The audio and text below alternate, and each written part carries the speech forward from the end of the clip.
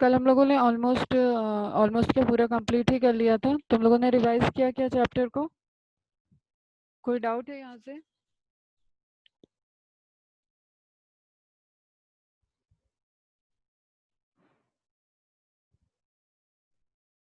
Chapter over हो गया। Next chapter हमारा रहेगा बायोलॉजिकल एप्लीकेशन पार्ट।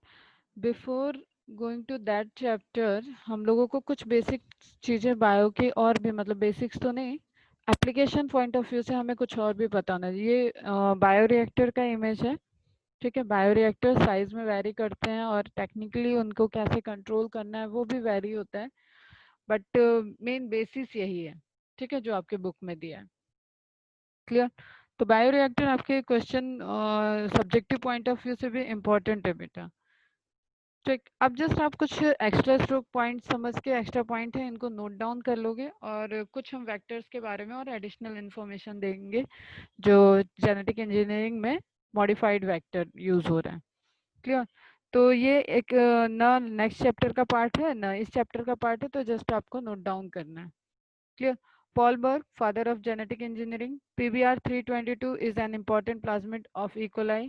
देख लिया हम लोगों ने इसको। Other plasmid of E. coli is PBR 324, MB9, RK646 and ACYC 177. इनके सबके नाम नोट डाउन कर लेना। BR plasmid most commonly used in animal genetic engineering. उसमें भी आपको ध्यान में एक चीज रखनी है कि मैमेलियन सेल के लिए हम लोग फाज यूज कर रहे थे, ठीक है। तो फाज वेक्टर यूज करेंगे, वायरसेस से जो वेक्टर बनेंगे वो। क्लियर? तो most commonly used in animal genetic engineering. Plasmid mammalian cell में यूज नहीं होगा, ह्यूमन में जैसे प्लाज्मिड यूज नहीं होगा। क्लियर बेटा? टीआई प्लाज्मिड प्लांट्स के लिए हम लोग यूज किए थे। प्रेजेंट इन एग्रोबैक्टीरियम ट्यूमिफेसियंस, ये भी बैक्टीरिया है, इससे आइसोलेट किया गया था इसको, ठीक है। ट्यूमर इंड्यूसिंग था। Most commonly used plasmid in plant genetic engineering. RI plasmid agrobacterium rhizogenes से यूज किया गया था, आइसोलेट किया गया था, इसको भी प्लांट में यूज किया गया था, और रूट इंड्यूस करता है, रूट पे हेयर अपीयरेंस करता है। हो गया, सेंड हो गया? हाँ ठीक। नेक्स्ट है BS161 प्लाज्मिड बैसिलस सब्टिलिस से आइसोलेट किया गया है इसको। SA501 and C194 plasmid staphylococcus aureus से आइसोलेट किया गया है। WWO एंड टॉल प्लाज्मिड, ये एक इम्पॉर्टेंट प्लाज्मिड है, इसकी तो आपको हिस्ट्री भी थोड़ा सा सुन लो और इसको नोट डाउन कर लोगे। आनंद मोहन चक्रवर्ती इंडिया के थे, इन्होंने इसके लिए इसको आइसोलेट भी किया था, और अभी जस्ट 2020 में ही आनंद मोहन चक्रवर्ती जी की आई थिंक डेथ हुई है, फरवरी या जनवरी के टाइम, ठीक है, इनकी इसी साल। And he is the first scientist जिनको पूरे वर्ल्ड में पेटेंट मिला था लिविंग ऑर्गेनिज्म के लिए, किसी लिविंग ऑर्गेनिज्म के लिए पेटेंट मिला था, वो है आनंद मोहन चक्रवर्ती। और इन्होंने जो डिस्कवरी की थी दैट इज स्यूडोमोनास प्यूटिडा से प्लाज्मिड आइसोलेट किया था, और उस प्लाज्मिड के पास एबिलिटी थी, नोट डाउन कर लोगे इस चीज को, एबिलिटी थी कि वो डाइजेस्ट कर सकता था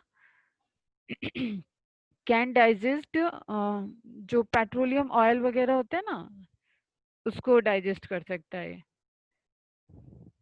तो जो जब सी ओशियन वगैरह से यूज करके ट्रांसपोर्ट किया जाता है ऑयल वगैरह, उस ड्यूरेशन में आपको ये इशू आपने सुना होगा कि मैराइन लाइफ, मैराइन में उनका ऑयल का पेट्रोलियम किस तरीके से अफेक्ट कर रहे हैं, वो आपने सुना होगा, ठीक है। तो उसी से रिलेटेड इन्होंने एक ऐसा माइक्रो ऑर्गेनिज्म डिस्कवर किया था, और उसके पास देखा था कि उसके प्लाज्मिड में इस तरीके के सीक्वेंस हैं जो कि पेट्रोलियम को डाइजेस्ट कर सकते हैं। क्लियर? तो इसको ग्रो कराया, इसको मतलब यूज कराया जाता है, अब सी में ये यूज होता है, और इसकी कॉलोनी, इसकी सारी चीजें बनाने का पेटेंट इंडिया के ही पास है। आनंद मोहन चक्रवर्ती जी के ने उसके लिए कोर्ट वगैरह केस भी लड़ा था अमेरिका से, अमेरिका में पूरा, और इसको उन्होंने आइसोलेट, तो WWO टॉल प्लाज्मिड, डायरेक्ट क्वेश्चन आता है इसको, आप इसका सोर्स और इसका मोड ऑफ, इसके पास क्या कैपेबिलिटी है, ठीक है। तो इससे रिलेटेड जो भी प्लाज्मिड बनेगा उसकी उसकी पेटेंट तुम लोग को पता है, जैसे कोई भी ड्रग वगैरह बना तो उसका आधिकारिक रूप से एक अथॉरिटी दे देना चाहिए कि जैसे ये इन्होंने ही फर्स्ट टाइम डिस्कवर किया है, अब इनके हाथ में है कि ये इसका फॉर्मूला किसी और को दे दें या खुद खुद वो कर मैन्युफैक्चरिंग करते रहें, वो खुद डिसाइड करेंगे। ठीक है, तो पेटेंट अभी नेक्स्ट चैप्टर में आएगा, छोटा सा टॉपिक है। तो इसको स्यूडोमोनास पेटिडा को कॉमनली कहा जाता है सुपर बग, ठीक, क्योंकि ये ओशियन लाइफ में बहुत हेल्पफुल हुआ और इसको स्टिल यूज किया जा रहा है। क्लियर? आनंद मोहन चक्रवर्ती जी का नाम ध्यान में रखना है, इस होस्ट का नाम ध्यान में रखना है और प्लाज्मिड का नाम ध्यान में रखना है। तो WWO या tall plasmid isolated from Pseudomonas perdita by Anand Mohan Chakravarti is known as superbug, which have the capability to digest petroleum oil which present in ocean।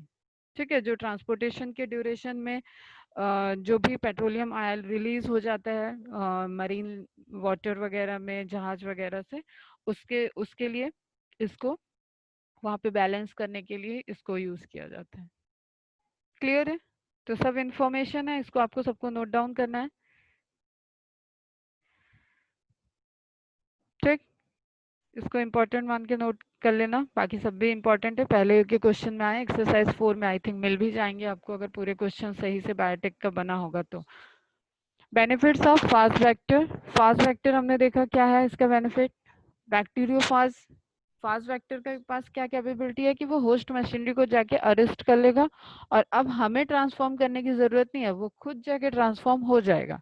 Clear? तो अगर हमने फास्ट वेक्टर में कोई डिजायर्ड डीएनए उसमें insert कर दिया है तो उसके बाद वो अपनी जो जेनेटिक मशीनरी है उसी को यूज करके जाके होस्ट में उस डीएनए को डिजायर्ड डीएनए को कोड करा देगा। एंड प्लाज्मिड के कंपेयर में फास्मिड या फास्ट वेक्टर के कैपेसिटी लार्ज डीएनए फ्रैगमेंट को कैरी करने की है।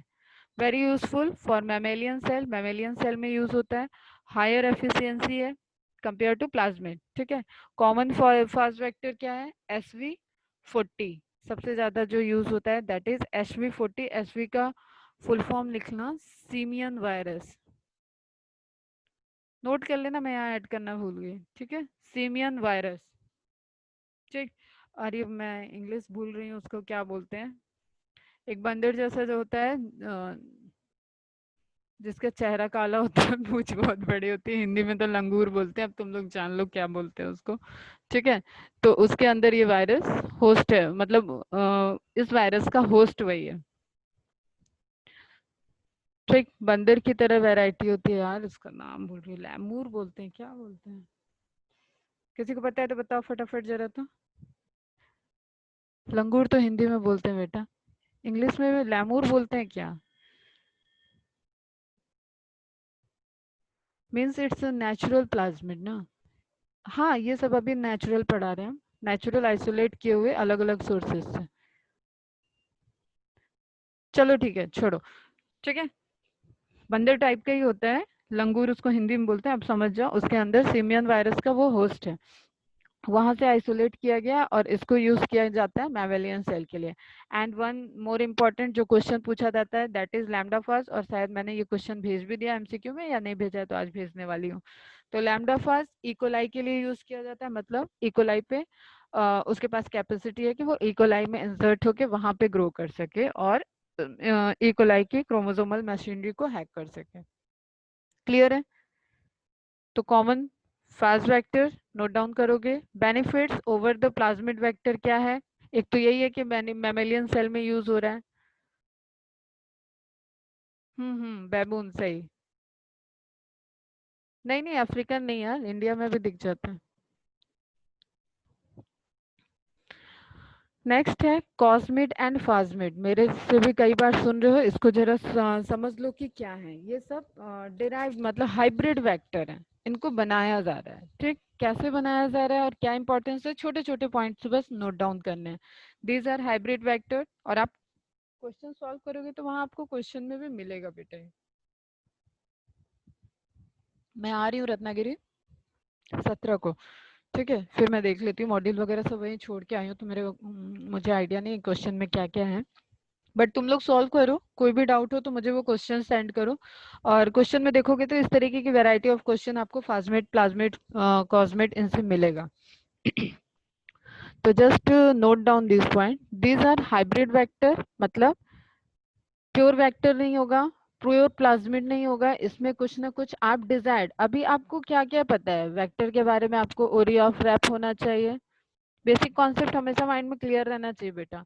उसके पास रेस्ट्रिक्शन एंजाइम के साइट होने चाहिए, क्लोनिंग साइट होनी चाहिए, ठीक है, सेलेक्टेबल मार्कर होना चाहिए, इस तरीके का आपको एक डिजायर। तो अब अभी तक आप क्या कर रहे थे, ट्रांसफॉर्म वेक्टर, वेक्टर बना रहे, वेक्टर ले रहे थे और उसमें डिजायर्ड डीएनए को इंसर्ट करके फिर उसको ट्रांसफॉर्म कर रहे थे।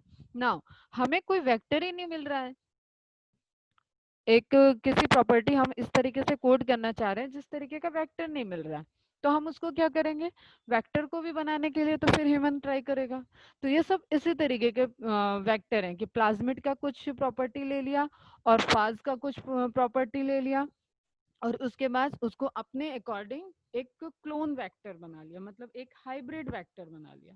समझना इस चीज को, ठीक है। तो एक क्या हो गया, यहाँ पे हम क्या क्या यूज कर रहे हैं बेटा, बैक्टीरियल प्लाज्मिड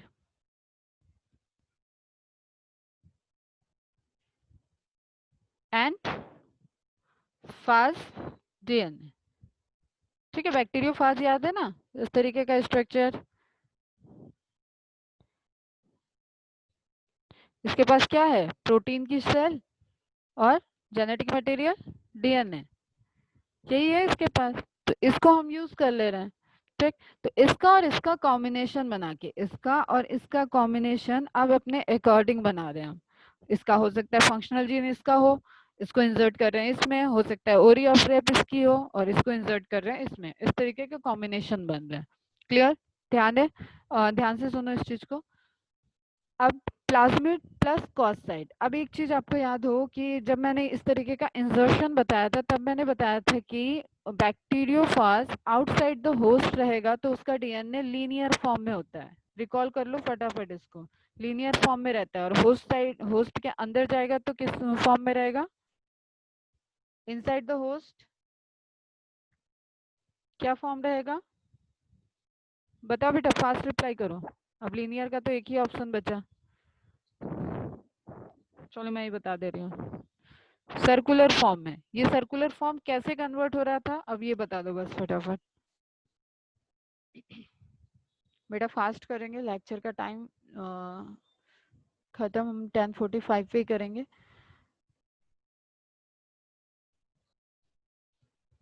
क्या हुआ, आवाज नहीं जा रही क्या, रिप्लाई क्यों नहीं आ रहा है, हो कि नहीं हो, यार हम किसको पढ़ा रहे हैं, बच्चे तो बहुत सारे आ गए तुम लोग। कॉम्प्लीमेंट्री बेसिस, और बताओ, complementary bases present on both end, both points, both end, हाँ ठीक है, उसको क्या बोलेंगे, स्टिकी एंड बोल सकते हैं ना बेटा, क्या हो जाता तुम लोग। स्टिकी एंड क्या है कि अगर हम जस्ट देखो, यहाँ पे जितनी इंफॉर्मेशन लिखी है इसको समझ चुके हो, इसको मैं सब इरेज कर रही हूँ, ठीक है। अभी मैंने क्या बोला कि फास्ट डीएनए जब हम लोग पढ़े थे bacteriophage molecular basis of inheritance में, वहां हमने फास्ट डीएनए को देखा था और मैंने एक पॉइंट बताया था कि आउटसाइड द होस्ट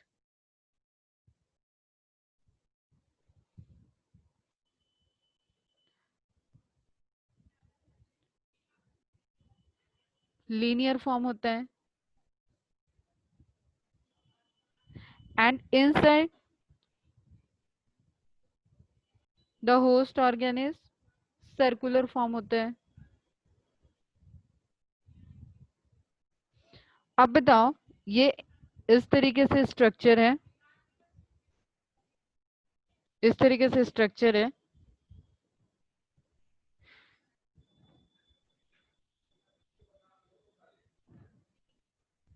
ये स्ट्रक्चर दिख रहा है, इसको यहां से हम ऐसे राउंड करा दें और ये आके इन से बाइंड कर जाए, ये कॉम्प्लीमेंट्री बेसिस है, ये बाइंड कर जाएंगे तो ये एंड अगेन स्टिकी एंड की तरह एक्ट कर रहे हैं, स्टिकी एंड, याद आया, तो ये कन्वर्ट हो जाएगा किसमें, सर्कुलर फॉर्म में। कोई डाउट हो तो बता देना, ये नेचुरल प्रोसेस बता रही हूँ मैं अभी, यहाँ पे कोई जेनेटिक इंजीनियरिंग नहीं आ रही है।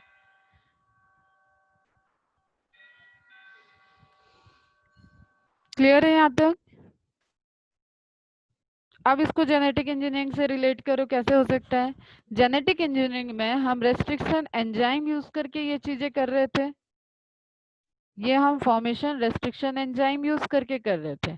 अब अगर किसी में नेचुरली प्रेजेंट है, नेचुरली ये चीजें प्रेजेंट है, तो हम इस साइट को आइसोलेट करके, जिस प्लाज्मिड में हमें रेस्ट्रिक्शन साइट नहीं मिल रहा है लेकिन उसमें हमें और प्रॉपर्टी मिल रही है, सेलेक्टेबल मार्कर बहुत है और उसकी ओरी ऑफ रेप, उसका rop multiple time of replication allow कर रहा है, ये सारी प्रॉपर्टी उसके पास है, लेकिन स्टिकी एंड नहीं मिल पा रहा है, तो हम क्या कर सकते हैं? उसमें कट लगा के, ठीक है, उसमें कट लगा के, स्टिकी एंड नहीं मिल रहा है, कट हो सकता है, ठीक है, कट तो हम कर सकते हैं, कट लगा के हमने इस पोर्शन में क्या ऐड कर दिया? ये साइट ऐड कर दी, and this site is known as cos site. Cos full form इसके लिए लिख लो, कोहेसिव साइट। बेटा इंफॉर्मेटिव है, चीजें नोट डाउन कर लेना, कोहेसिव साइट। ठीक, अब इसको रेस्ट्रिक्शन साइट की जगह ऑलरेडी स्टिकी एंड मिल चुका है, ठीक है, जो दूसरे डिजायर डीएनए से बाइंड कर सकता है। समझ में आया? तो हमने क्या किया? प्लाज्मिड लिया और cos site of fast DNA लिया, एंड एज ए रिजल्टेंट क्या बन गया? कॉस्मिड। इसी तरीके से रिएक्शन लिख लोगे, बहुत डिटेल में आपको नहीं जानना है। प्लाज्मिड बैक्टीरियल सोर्स से, और ये बना के मुझे सेंड करोगे तुम लोग इसका नोट्स। बैक्टीरिया से, बैक्टीरियल सोर्स से हमने क्या लिया? प्लाज्मिड। कॉस साइट हमने कहाँ से लिया? वायरस से।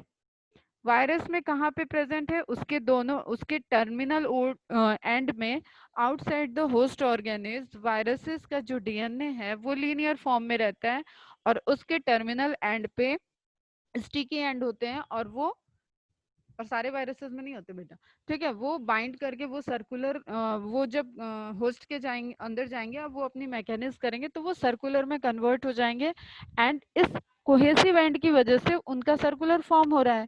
इसी कोहेसिव एंड मतलब स्टिकी एंड, इसको हम अगर कट करके प्लाज्मिड में फिट कर दें तो प्लाज्मिड के पास विदाउट द रेस्ट्रिक्शन एंजाइम आपको स्टिकी एंड नहीं मिल रहा था, लेकिन वायरस से हमने स्टिकी एंड उसके अंदर इंसर्ट कर दिया।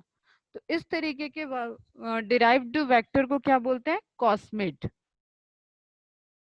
कोई डाउट?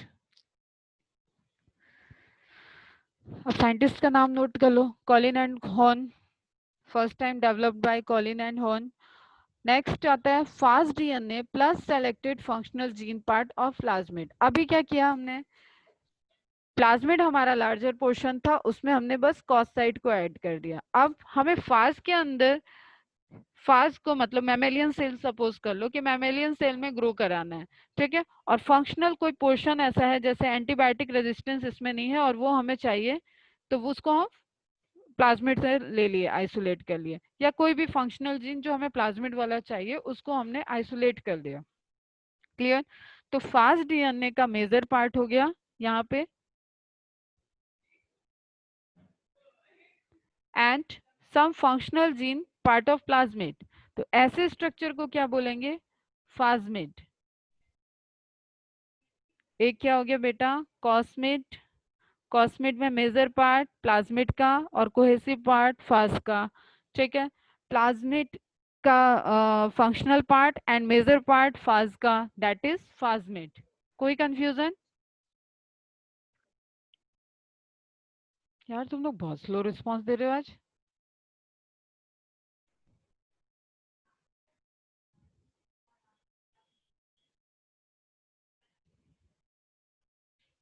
क्लियर है? ठीक है, अभी आगे इसके इमेजेस वगैरह देखो तो और समझ में आ जाएगा। ये फास्मिड है, फास्मिड की स्पेलिंग आपको अलग अलग दिख सकती है, फास्मिड भी देखो यहाँ पे दोनों को इंक्लूड कर दिया इसमें। अफाजमिड और फाजमिड इज अ प्लाज्मिड, क्या शायरी हो रही है पूरा, ठीक है, अफाजमिड और phasmid is a plasmid that contain an F1 origin of replication from an F1 phage. अभी ये F1 को छोड़ दो, बस तुम ये जानो कि फेज को उसमें इंसर्ट कर दिया जाएगा cohesive and. It can be used as a type of cloning vector in combination with filamentous phage M13. A phasmid, ये एक example दे दिया है phasmid का. A phasmid can be replicated as a plasmid and also be packaged as single-stranded DNA in viral particles. ये property भी उसके पास होगी. Clear? ठीक है. Single stranded DNA अगर वायरस का है तो उसकी तरीके से भी ये बिहेव कर रहा है. और ये जो पोर्शन आपने ऐड किया है ये है फास्मिड ना, तो मतलब फंक्शनल पोर्शन प्लाज्मिड का एंड रिमेनिंग पोर्शन आपको किसका है, फाज का. क्लियर है बेटा. और इन केस अगर सिंगल स्ट्रैंडेड डीएनए तो भी वहां पे वर्क कर जाएगा, वो उसके पास कैपेसिटी है. एंड डबल स्ट्रैंडेड डीएनए, ये तो खैर डबल स्ट्रैंडेड का ही दिया है, तो डबल स्ट्रैंडेड डीएनए की आपको ओरी दिख रही है. ठीक, बाकी ये तो पता ही है. प्रोमोटर होगा, स्ट्रक्चर साइट होंगे, सारे जीन इन्फॉर्मेशन हो गया. क्लियर. जस्ट हमें फोकस ये रहना है कि फास्मिड क्या है, कॉस्मिड क्या है. Now cosmid. Cosmids are plasmid that incorporate a segment of bacteriophage lambda DNA that has the cohesive end site, cos site, which contains elements required for packaging DNA into lambda particle. Insert करने के लिए इसकी size पूछ सकता है, तो size note down कर लेना. अप टू 45 KB साइज है. They can replicate as plasmid if they have a suitable origin of replication. अब इनको रेप्लिकेशन करने, रेप्लिकेशन तो कहीं पे भी करने के लिए ओरी ऑफ रेफ चाहिए ही चाहिए. Clear. They can also be packaged in Faiz capsid which allows. Faiz capsid क्या होगा बेटा, जो प्रोटीन का कोड होता है, which allows the foreign genes to be transferred into the cells by transduction. Advantages: high transformation efficiency. The cosmid vector can carry up to 45 kb, whereas plasmid and lambda phage vectors are limited to 25 kb. ये आपको जो size है इसका data variation दिखेगा, but फिर भी आपके level पे इतना ही बहुत है कि कॉस्मिड ज्यादा साइज में डीएनए इंसर्ट करा सकता है, फास्मिड ज्यादा करा सकता है, या प्लाज्मिड ज्यादा करा सकता है. क्लियर. तो प्लाज्मिड सबसे कम, फास्मिड उससे ज्यादा, एंड कॉस्मिड सबसे ज्यादा. जस्ट एक बार इसको रीड कर लो. प्लाज्मिड इज अ, अब ये फास्मिड और कॉस्मिड में नहीं है बेटा, प्लाज्मिड एंड कॉस्मिड में है. तीन टर्म यहाँ पे चल रहे हैं, फास्मिड, कॉस्मिड एंड एक जो नेचुरली प्रेजेंट था दैट इज प्लाज्मिड. ठीक है. तो प्लाज्मिड और कॉस्मिड में हम देख रहे हैं कि हमने क्यों इंटीग्रेट कर दिया, क्यों हाइब्रिड बनाया है. ठीक है. तो plasmid is the genetic structure in the cell which can replicate independently from the chromosome, extra chromosomal part होता है. Cosmid is a type of hybrid plasmid which contain lambda phase, cos sequence, cos site होगा इसके पास. A type of cloning vector, a hybrid cloning vector, do not contain cohesive end site, contain a cohesive end site which allows the plasmid to be packaged into a virus particle, can accommodate a DNA piece up to 15 kb kilobase and can accommodate up to 45 kb. ये चीज important है आपके लिए. Transformation frequency is low, transformation frequency is high. Examples include PBR 322, PBG 1805 and PYES 2.1. ठीक. इसका important बहुत ज्यादा नहीं है, लेकिन रहने दो अभी तुम लोग. 79 is one of the most common examples in genetic engineering. Note down भी कर लोगे तो कोई दिक्कत नहीं है. कॉस्मिड का नेम नोट डाउन कर लोगे. ठीक है. फास्मिड, कॉस्मिड, प्लाज्मिड समझ में आया? फटाफट रिप्लाई दे दो.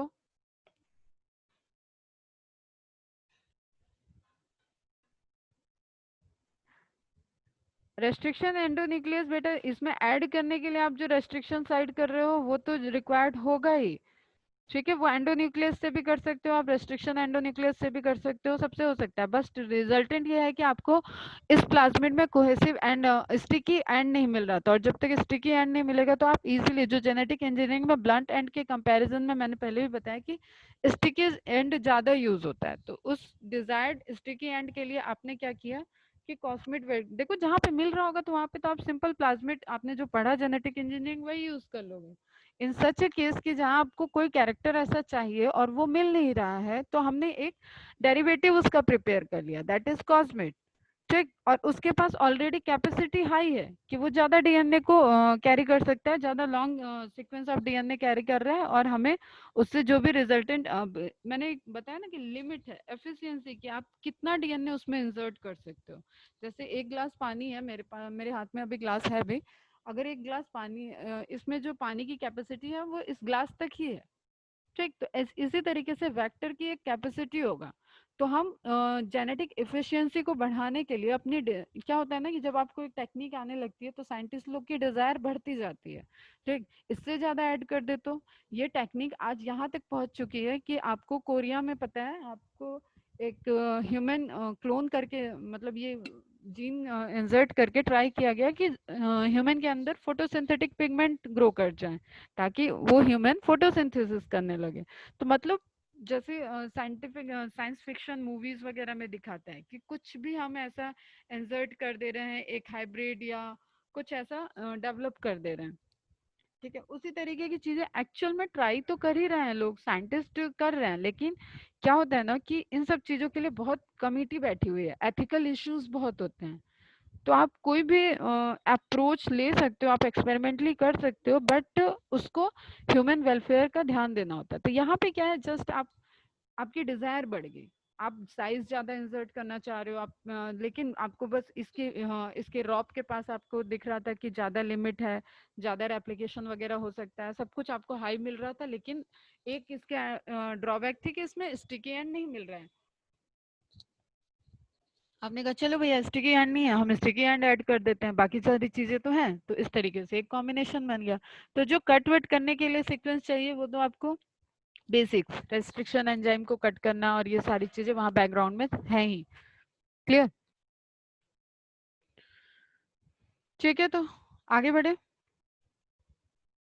Now most important, mammalian cell के पॉइंट ऑफ व्यू से रहता है सटल वेक्टर या एक हाइब्रिड वेक्टर। अभी जैसे कॉस्मिड फास्मिड भी मैंने बताया, तो ये क्या हो रहा है, एक पर्टिकुलर सोर्स इनका फिक्स है।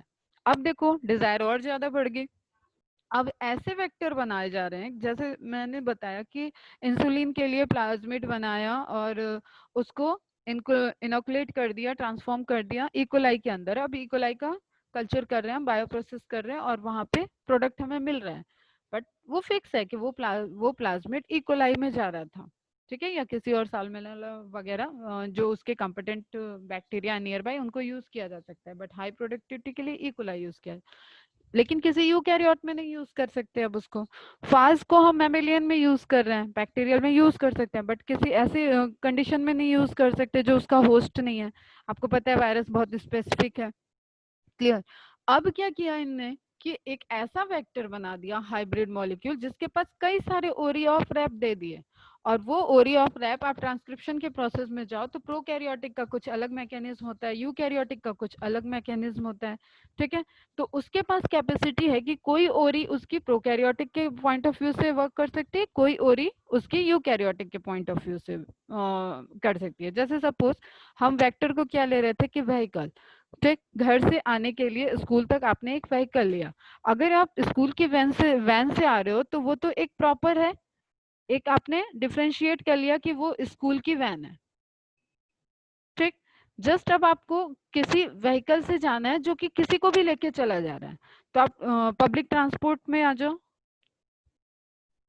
तो पब्लिक ट्रांसपोर्ट में आपको उस पूरे रास्ते के बीच बीच में उतरने वाले लोग मिल जाएंगे, इसमें लेडीज मिलेंगी, जेंट्स मिलेंगे, बच्चे मिलेंगे, वैरायटी मिल रहा है। तो अब इन्होंने क्या किया, पब्लिक ट्रांसपोर्ट बना लिया, इसी तरीके से समझ लो। ठीक है, इनने एक ऐसा वेक्टर बनाना चाहा जो प्रोकैरियोट में भी यूज हो जाए, यूकैरियोट में भी यूज हो जाए, प्रोटोजोआ में भी यूज हो जाए, मतलब सभी आ जा रहे हैं इसमें तो। ठीक है, और इसमें यूकैरियोट में वैरायटी भी देख लिया कि प्रोटोजोवन सेल में यूज हो जाए, मैमेलियन सेल में यूज हो जाए, अलग अलग तरीके के डेरिवेटिव बनाना स्टार्ट कर दिया। तो these are types of vector. Clear? समझ रहे हो ऑब्जेक्टिव कैसे चेंज हो रहे हैं? तो hybrid molecule design for use in multiple cell types. आपका सोर्स अलग है, इसको आप ऐसे बना सकते हो, वन वेक्टर मल्टीपल सोर्स। ठीक है, वन वेक्टर मल्टीपल सोर्स। तो hybrid molecules design for use, अभी जो कॉस्मिड फॉस्मिड बनाए हमने उसको भी एक लिमिटेड सोर्स है, लेकिन यहाँ पे एक नया इन्वेंट ऐसा कर दिया कि अब भाई सर्टल वेक्टर को तो आप किसी भी तरीके से यूज कर लो, ठीक है, मतलब इसका लिमिटेशन कम है। लिमिटेशन हर चीज की होती है, हर साइंटिफिक जो इन्वेंशन हुआ है उसका लिमिटेशन है, लेकिन फिर भी आपको इसको मल्टीपल यूज कर रहे हो, एक वेक्टर को आप कई तरीके से यूज कर सकते हो। तो हाइब्रिड है ये भी, लेकिन molecule design for use in multiple cell types, इसको क्या कहा गया, shuttle vector. Multiple oris allow replication in both prokaryotic and eukaryotic host cells, allowing transfer between different cell types. Example E coli और इस सेल का combination बन सकता है, ई कोलाई और ह्यूमन सेल लाइन्स में हम एक ही वेक्टर को ट्रांसफर कर सकते हैं। क्लियर? जो मोस्ट इंपॉर्टेंटली यूज होने वाले शटल वेक्टर है दैट इज बैक एंड यैक।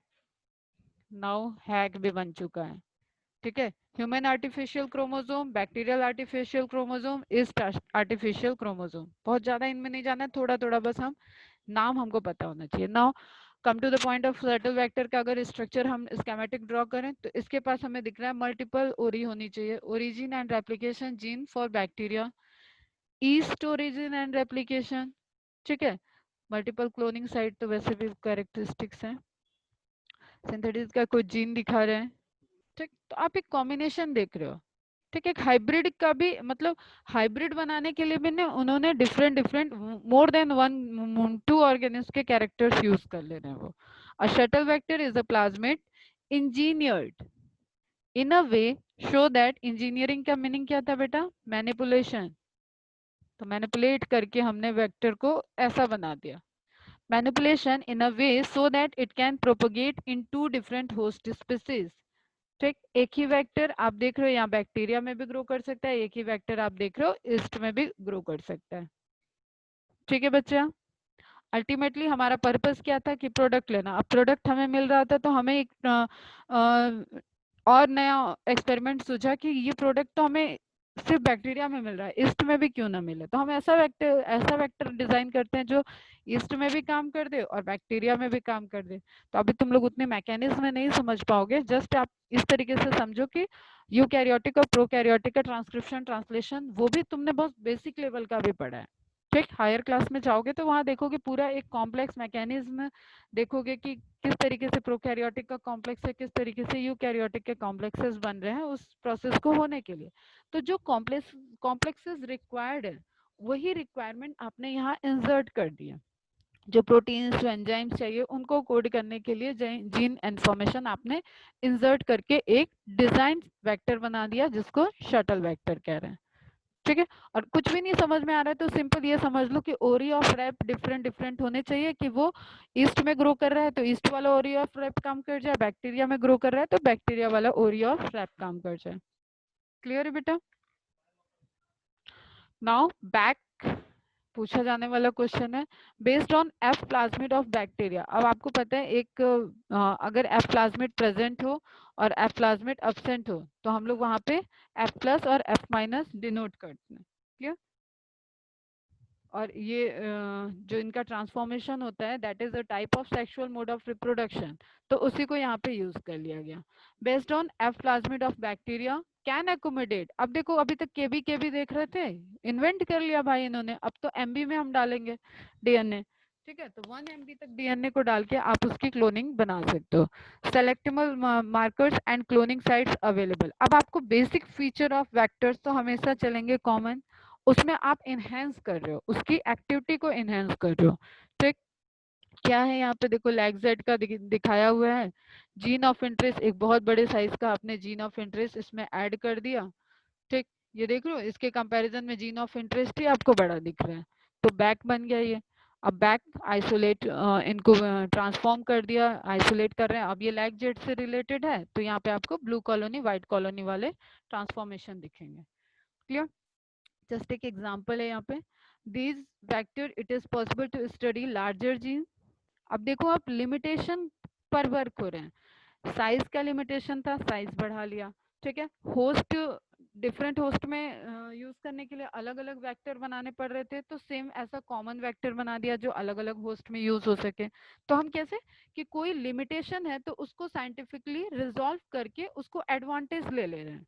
ठीक है, प्रीवियसली जो डिस्कवरीज रहती है उनसे जो नोवेल डिस्कवरी होती है उसमें कुछ एडवांटेज होती है। तो जस्ट सेम वे में to study larger genes, several genes at once, or entire viral genome. We can study, it can live in bacteria culture. It can, ये बैक है तो बेटा कहाँ होगा, ये बैक्टीरियल कल्चर की बात हो रही है। Instead of requiring their endemic mammalian cell culture, which are extremely difficult to maintain. Plasmid की बात हो रही है, मतलब यहाँ पे फिर से मैमेलियन में डिफिकल्ट होगा, लेकिन इसके और भी वेरिएंट है जो मैमेलियन में यूजफुल होते हैं। They are helpful in the development of vaccine. YAC क्या हो गया, yeast artificial chromosome, full form याद रखना है और जस्ट आप उसको साइज के पॉइंट ऑफ व्यू से, अब ये देखो ये 1 MB तक पहुंच गए थे, ये 1 MB से भी ज्यादा एकोमोडेट कर रहा है। ठीक, हाइब्रिड मॉलिक्यूल, लास्ट मिनट चल रहा है, ज्वाइन कर लेना फिर से 2 मिनट का ब्रेक लेके। Hybrid molecule containing component of east, protozoa and bacterial plasmid. East से मेनली सेंट्रोमियर लेते हैं, प्रोटोजोआ से टीलोमियर लेते हैं, ठीक है, और सब इंसर्ट करके हमने एक आर्टिफिशियल क्रोमोसोम, देखो नाम ही है इसका, तो आर्टिफिशियल क्रोमोसोम बना दिया जिसके डिफरेंट डिफरेंट सोर्स से क्रोमोसोम के पार्ट बन गए। ठीक, और उसमें हम एकोमोडेट कर रहे हैं, तो यैक हो गया ये। आपको ये सब इन्फॉर्मेशन बहुत ज्यादा डिटेल में नोट डाउन नहीं करनी कि नोट्स बनाने लगना, जस्ट छोटी छोटी जो ये स्लाइड में इन्फॉर्मेशन है इसको ही नोट डाउन करना है। क्लियर? अब फिर इकोलाई हो रही है, सेलेक्टेबल मारे, you can grow the vector itself in E coli, then purify it, ligate in foreign DNA, transform into yeast. तो अलग अलग हम मैकेनिज्म देख रहे हैं। ईस्ट का आर्टिफिशियल क्रोमोसोम बन गया, इसी तरीके से ह्यूमन आर्टिफिशियल क्रोमोसोम है, फिर से